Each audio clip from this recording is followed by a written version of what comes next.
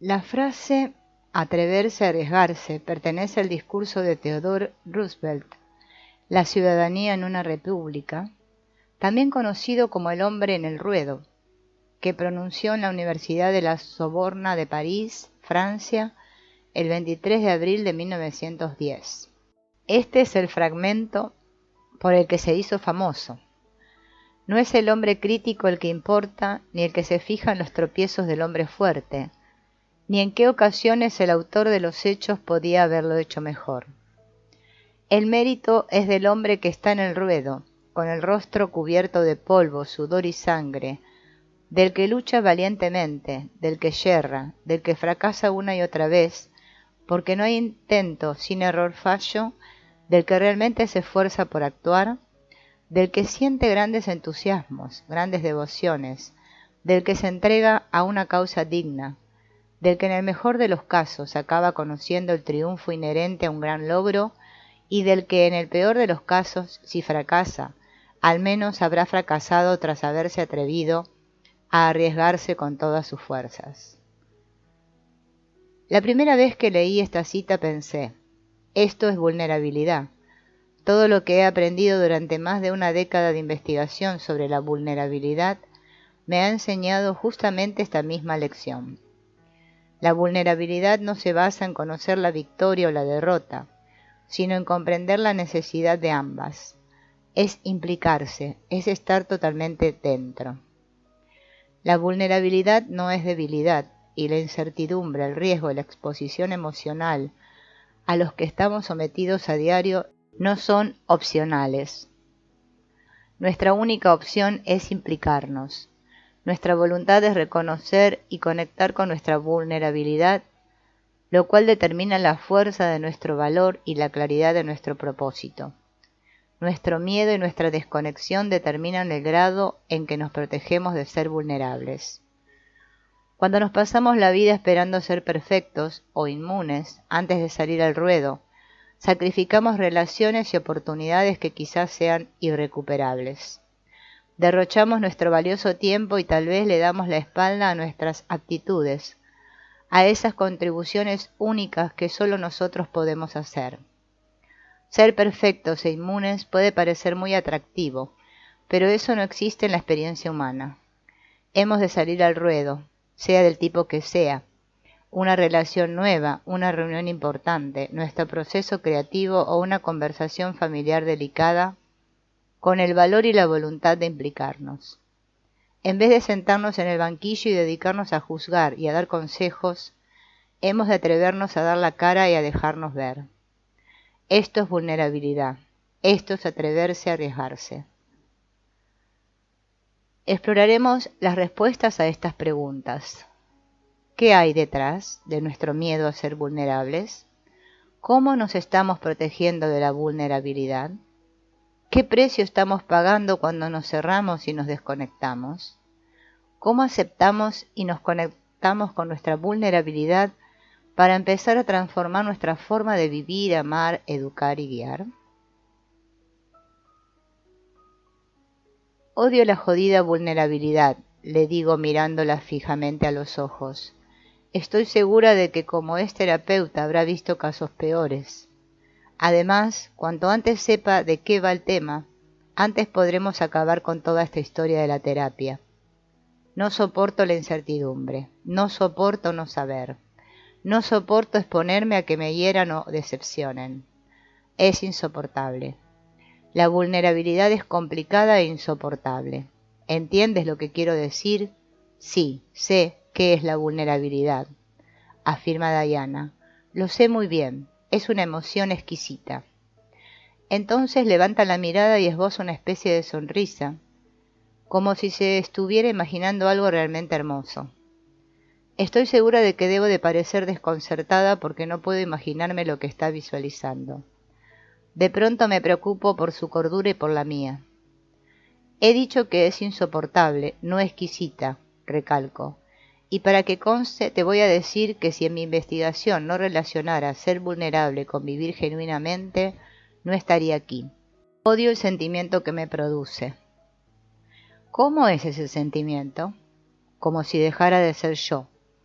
como si tuviera la necesidad de arreglar lo que está sucediendo y mejorar la situación. Y si no puedes, entonces me entran ganas de darle un puñetazo en la cara a alguien. ¿Y lo haces? No, claro que no. Entonces, ¿qué haces? Limpiar la casa, comer mantequilla de cacahuates, culpar a otras personas, hacer que todo cuanto está a mi alcance esté perfecto, controlar todo lo que puedo, todo lo que no está bien afianzado. ¿Cuándo te sientes más vulnerable? Cuando tengo miedo. Levanto la vista mientras Diana responde con esa molesta pausa y ese sentimiento de cabeza, típicos de los terapeutas cuando quieren sacarnos información. Cuando tengo ansiedad y no estoy segura de cómo van a ir las cosas, si estoy entablando una conversación difícil, si estoy intentando hacer algo nuevo, si estoy haciendo algo que no me gusta o que me expone a las críticas o a los juicios. Otra molesta pausa mientras continúa sintiendo con empatía. Cuando pienso en cuánto amo a mis hijos y a Steve, y en que mi vida se acabaría si les pasara algo. Cuando veo que las personas que me importan pasan dificultades y yo no soy capaz de arreglar o mejorar su situación. Lo único que puedo hacer es estar con ellas. Entiendo. Lo siento cuando tengo miedo de que las cosas vayan demasiado bien o demasiado mal.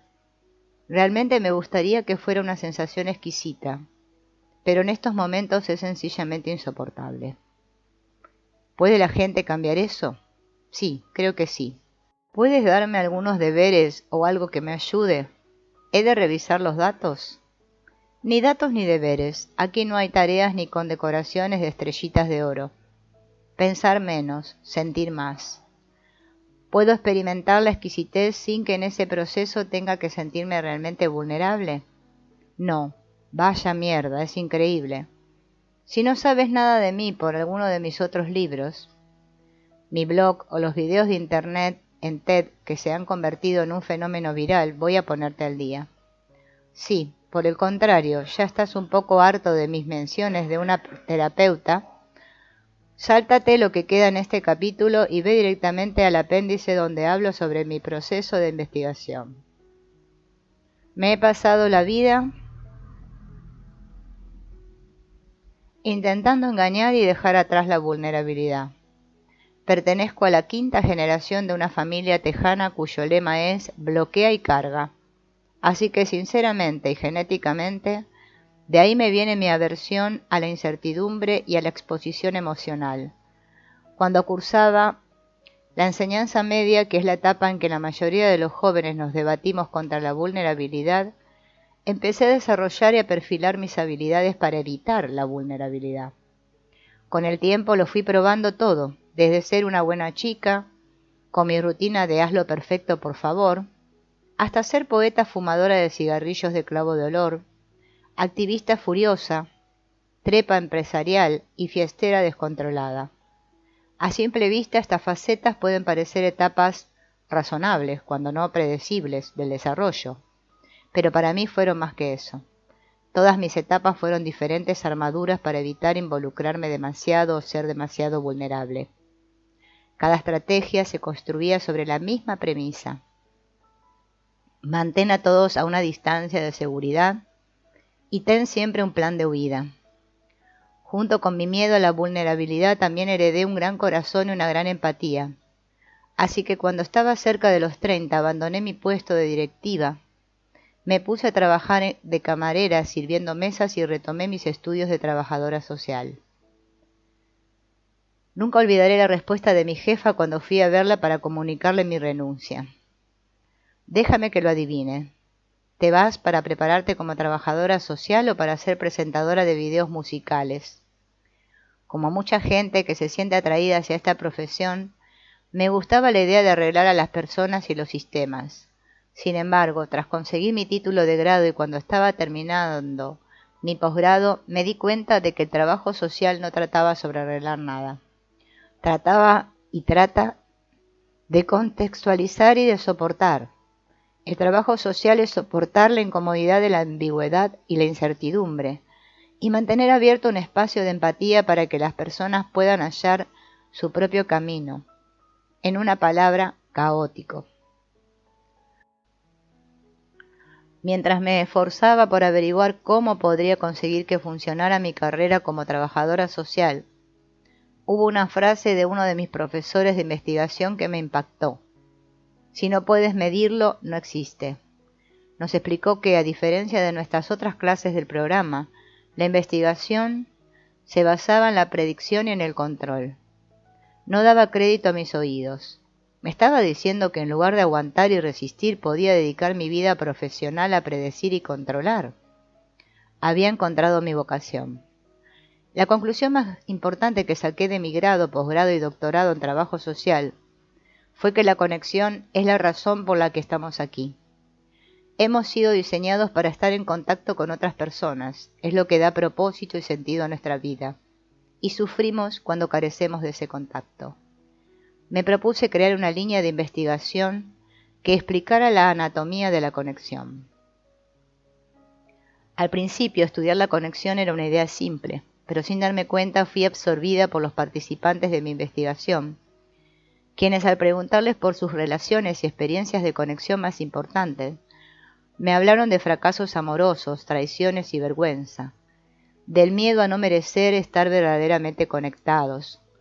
Los seres humanos tendemos a definir las cosas por lo que no son, lo cual se manifiesta todavía más en el caso de nuestras experiencias emocionales.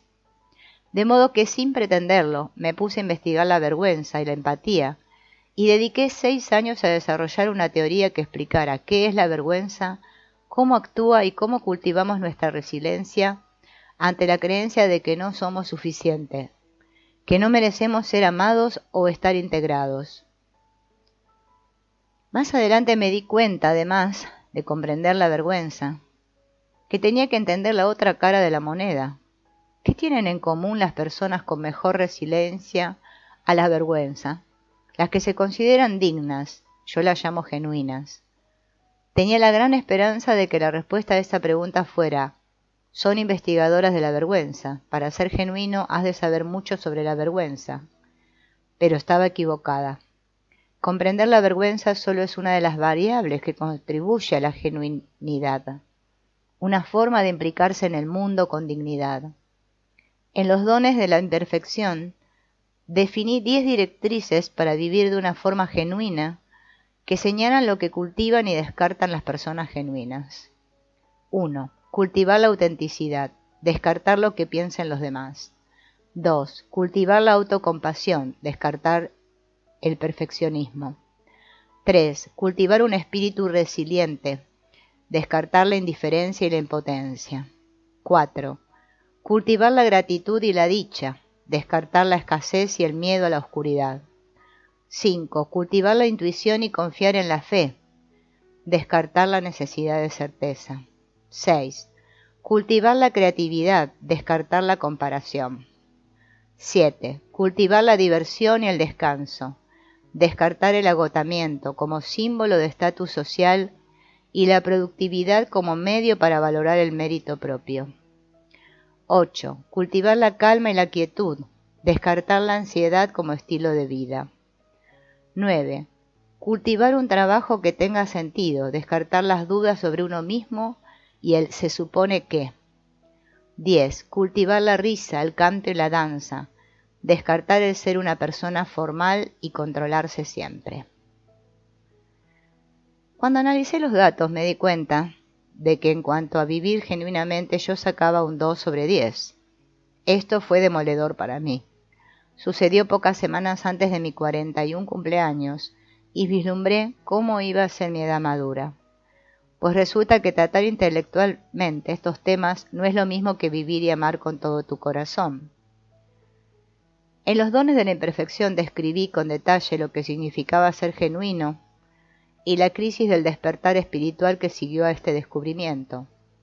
Pero lo que quiero hacer aquí es compartir la definición de vivir genuinamente y los 5 temas más importantes que surgieron de los datos que me condujeron a los descubrimientos que expongo aquí.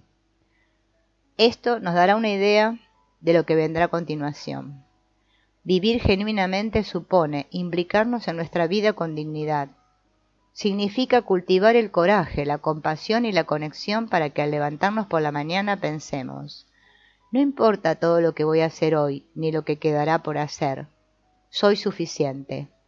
Significa acostarnos por la noche y pensar: sí, soy imperfecta y vulnerable y a veces tengo miedo, pero eso no cambia la verdad de que también soy valiente y digna de ser amada y de sentirme integrada. Esta definición también se basa en los siguientes ideales fundamentales. 1. Amor e integración son necesidades innegables de todos los hombres, mujeres y niños. Estamos diseñados para estar conectados, que es lo que da sentido y propósito a nuestra vida. La ausencia de amor, integración y conexión siempre conduce al sufrimiento. 2.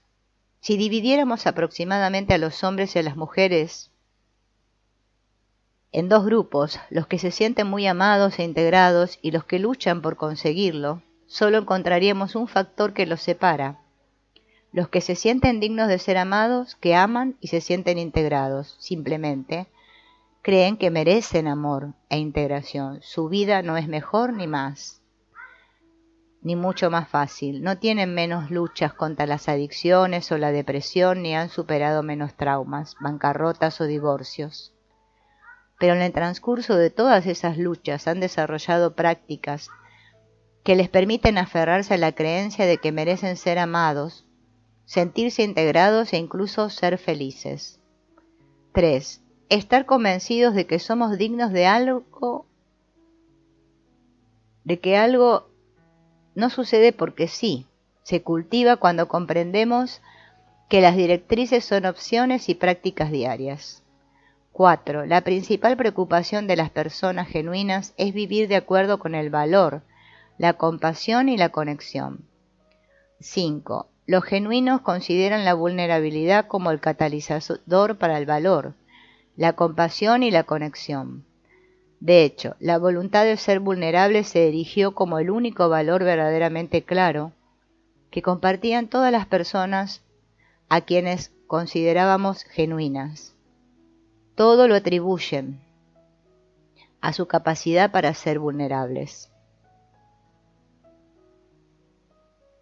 Aceptar la vulnerabilidad fue una de las categorías importantes. Comprendí la relación entre la vulnerabilidad y las otras emociones, pero hasta ahí suponía que la relación entre la vulnerabilidad y constructos varios como la vergüenza, la integración y el mérito eran una coincidencia. Más tarde, al profundizar, comprendí el papel que desempeña en nuestra vida. La vulnerabilidad es la esencia, el corazón, el centro de todas las experiencias humanas significativas. Esta nueva información me creó un gran dilema personal.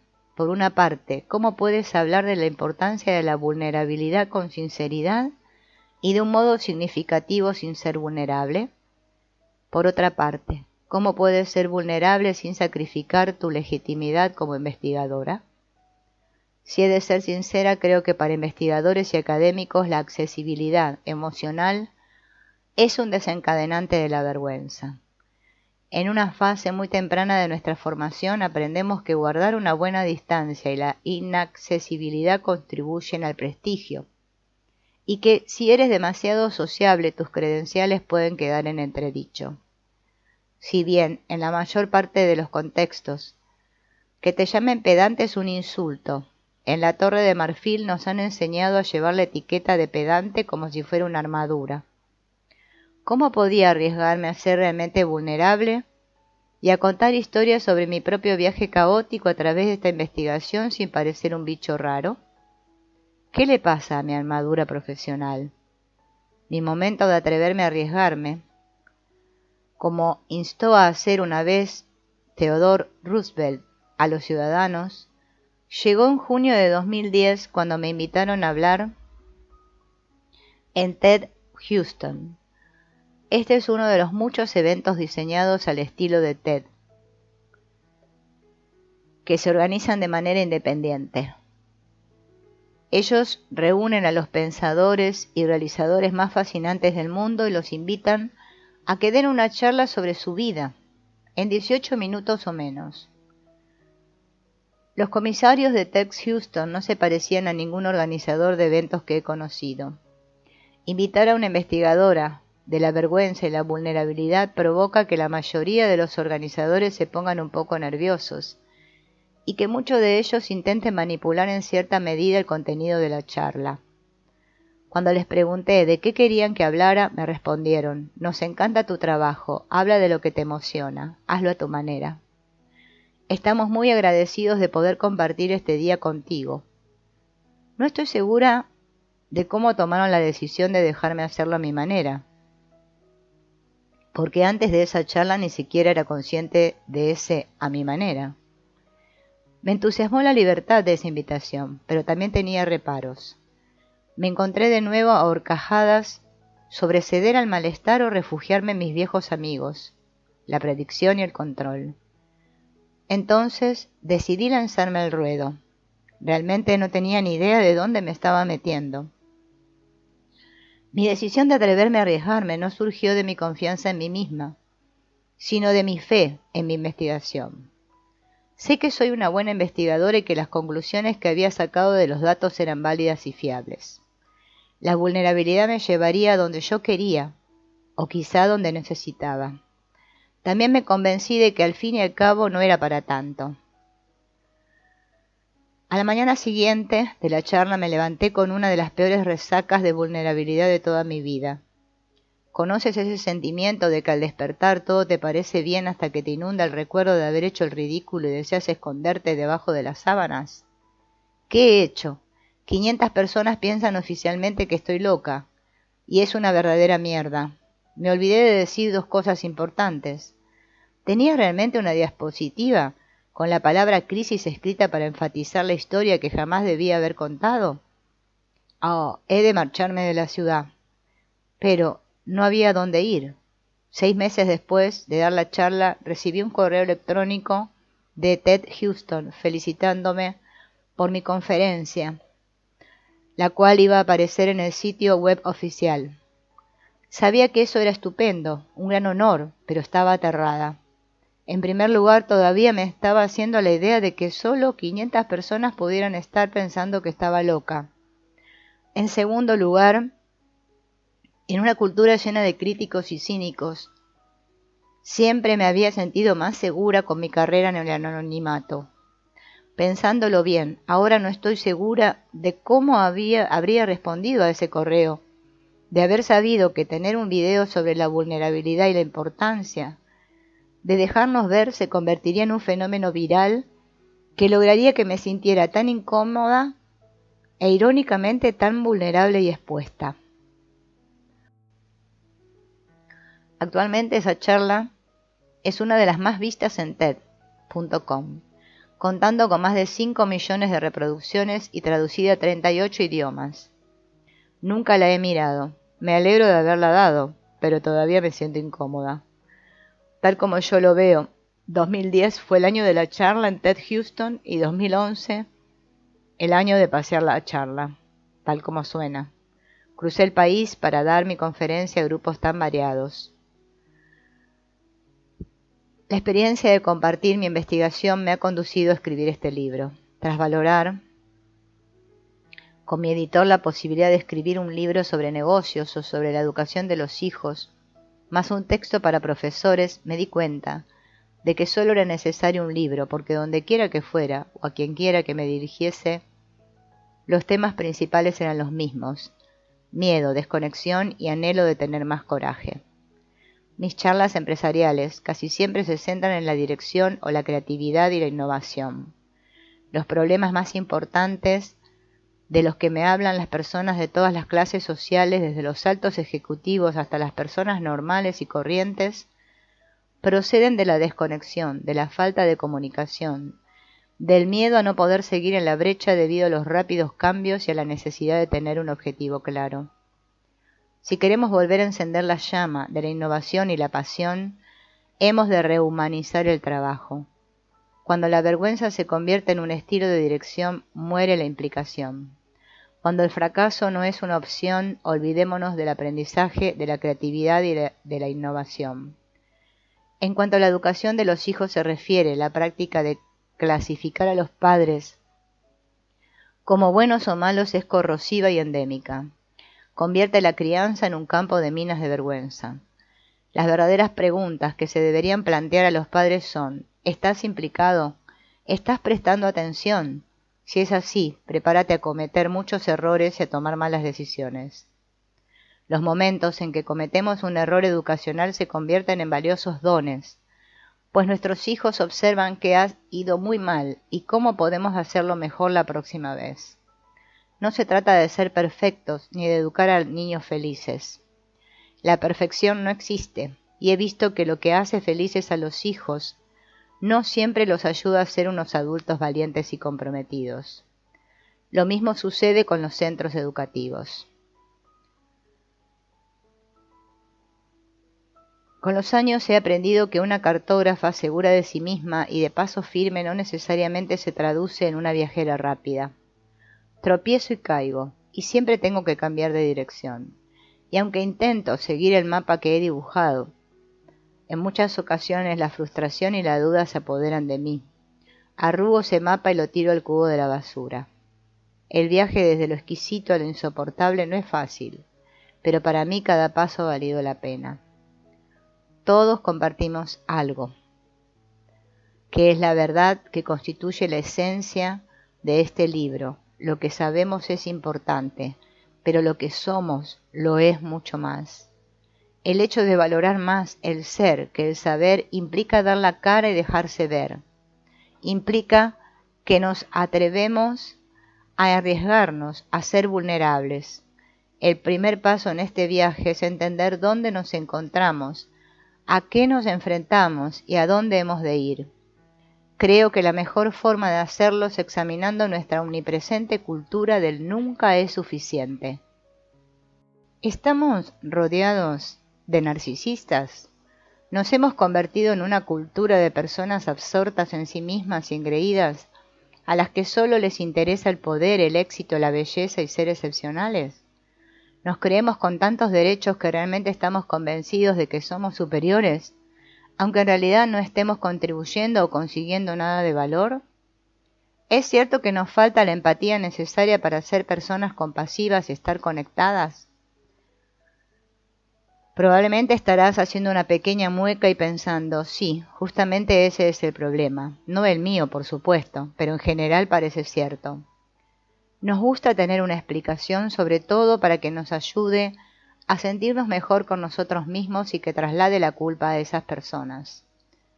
Cuando escuchamos a alguien exponer el argumento del narcisismo, ese suele ir acompañado de desprecio, ira y críticas. A decir verdad, yo también estoy sintiendo estas emociones. Lo primero que se nos ocurre es curar a los narcisistas, poniéndolos en su lugar mediante la crítica. Da igual que me dirija a docentes, padres, directores, ejecutivos. Siempre la respuesta es la misma. Estos egomaníacos tienen que darse cuenta de que no son tan excepcionales, que no son tan estupendos, que no tienen derecho a acosar y que se les han de bajar los humos. A nadie le importa. Ahora es cuando el tema se vuelve engañoso, frustrante y quizás hasta un poco descorazonador.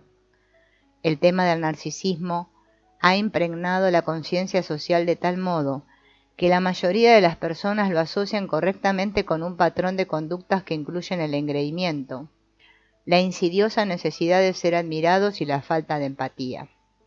Lo que casi nadie entiende es que todos los niveles de gravedad en ese diagnóstico tienen su origen en la vergüenza. Eso significa que no lo solucionaremos poniendo a la gente en su sitio y recordándoles sus defectos e insignificancia. Lo más probable es que la vergüenza sea la causa de estas conductas, no la curación. Contemplemos el narcisismo a través de la visión de la vulnerabilidad. Diagnosticar y etiquetar a las personas cuyas luchas son más ambientales o aprendidas que genéticas o biológicas suele causar más mal que bien en la curación y el cambio. Y cuando tenemos una epidemia en nuestras manos, a menos que estemos hablando de algo que sea contagioso físicamente, es probable que la causa sea ambiental más que interna.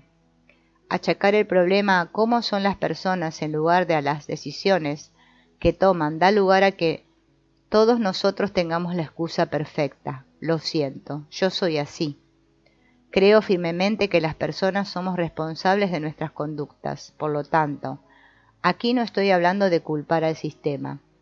Estamos hablando de comprender la causa original para solucionar los problemas. Reconocer los patrones de conducta y comprender lo que estos puedan indicar suele ser útil, pero eso es muy distinto a que te definan con un diagnóstico que, según se ha demostrado, suele exacerbar la vergüenza e impide que las personas busquen ayuda. Hemos de entender estas tendencias e influencias, pero es mucho más útil e incluso transformador en muchas ocasiones contemplar los patrones de conducta a través de la visión de la vulnerabilidad. Por ejemplo, cuando contemplamos el narcisismo a través de la visión de la vulnerabilidad, vemos el temor de la vergüenza a ser personas corrientes. Vemos el miedo a no sentirse nunca lo bastante extraordinario como para que se fijen en ti, a no ser digno de que alguien te quiera, a no estar integrado en alguna parte, a no cultivar el sentido de propósito. A veces el simple acto de humanizar los problemas arroja mucha luz sobre ellos, una luz que suele apagarse en cuanto aplicamos una etiqueta peyorativa. Esta nueva definición del narcisismo es aclaradora e ilumina la raíz del problema y sus posibles soluciones. Veo exactamente de qué modo y por qué muchas personas luchan por creer que son suficientes. El mensaje cultural de que una vida corriente es una vida sin sentido está por todas partes. Se ve cómo los niños que crecen con una dieta regular de reality televisivos, cultura de celebridades y redes sociales no supervisadas, pueden absorber este mensaje y desarrollar una visión del mundo distorsionada. Solo soy bueno en la medida de los me gusta que consigo por Facebook o Instagram. Como todos somos vulnerables a los mensajes que incitan a esas conductas, esta nueva visión nos aleja del elemento nosotros contra esos malditos narcisistas. Conozco las ansias de creer que cuanto nosotros hacemos es importante y lo fácil que es confundirlo con las ganas de ser extraordinario. Sé lo fácil que es utilizar el patrón de la cultura de las celebridades para comparar la pequeñez de nuestra vida. Y también entiendo que el engreimiento, creerse con derecho a algo y la búsqueda de admiración nos parezcan el remedio para calmar el dolor de ser demasiado corrientes e inadecuados. Sí, estos pensamientos y conductas acaban provocándonos más sufrimiento y nos conducen a una mayor desconexión. Pero cuando herimos a alguien y el amor y la integración están en juego, elegimos aquello que nos aporta más protección. Es indudable que en algunos diagnósticos puede ser necesario encontrar el tratamiento correcto, pero no se me ocurre ni un solo ejemplo en que no nos beneficiemos de replantearnos la lucha a través de la visión de la vulnerabilidad. Siempre podemos aprender algo cuando reflexionamos sobre estas preguntas. 1. ¿Cuáles son los mensajes y las expectativas que definen nuestra cultura y cómo influye esta en nuestra conducta? 2. ¿En qué medida son nuestras luchas y conductas una forma de autoprotegernos? 3. ¿En qué medida nuestras conductas, pensamientos y emociones se relacionan con la vulnerabilidad y la necesidad de estar convencidos de nuestro mérito? Si volvemos a la anterior pregunta de si realmente estamos rodeados de personas con trastorno narcisista de la personalidad, mi respuesta es no. Actualmente está en juego una poderosa influencia cultural, y creo que el miedo a ser corriente forma parte de ella, pero también creo que va más allá de todo eso. Para descubrir el origen hemos de trascender los insultos y las etiquetas. No perderemos de vista los problemas de los que hemos estado hablando, pero los contemplamos como parte de un paisaje mucho más extenso.